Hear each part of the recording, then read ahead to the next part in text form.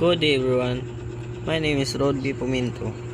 This is my assigned topic, Executive Summary, Problem, Assumption, and Hypothesis Overview. Introduction to the research context and background. The study cites within contemporary applied research context where practical decision-making intersect with measure outcomes.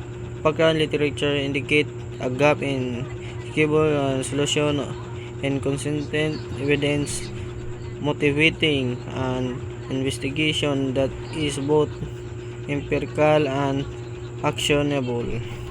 Literature gap, limited consensus on causal mechanism and effect size across settings. Practical need, decision making require reliable context sensitive evidence to guide policy. Definition, the core problem statement.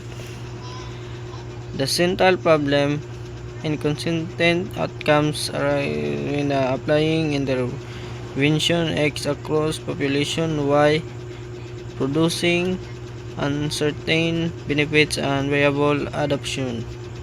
The research question asks what factors explain this variability and under what condition does intervention X produce meaningful improvement. Exploring the significance and impact on the problem.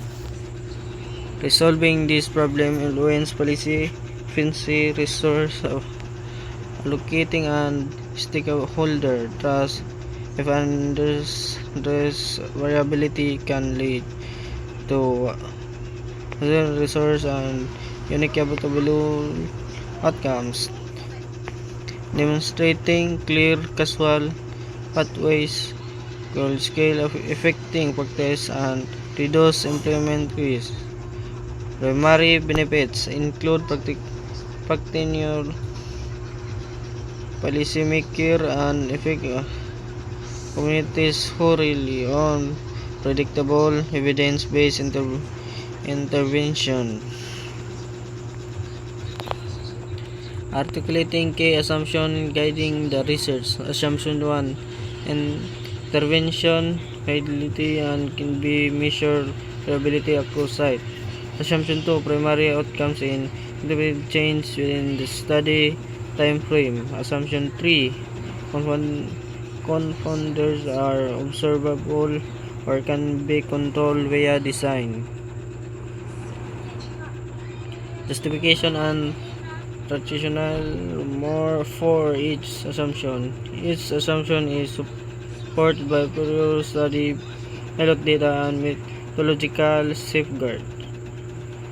1. Validity tools access. 2. Prior pilots show measurable change within months. 3. Design include machine and correlate adjustment to limit confounding. This justification reduces risk and clarify interferential limits.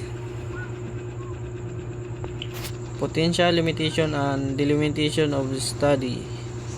Limitation include measurement error, incomplete adherence, and limited generalizability beyond sample size. Limitation studies restrict to population Y and 6-month horizon to maintain feasibility. Mitigation strategies include sensitivity analysis and robust standard errors.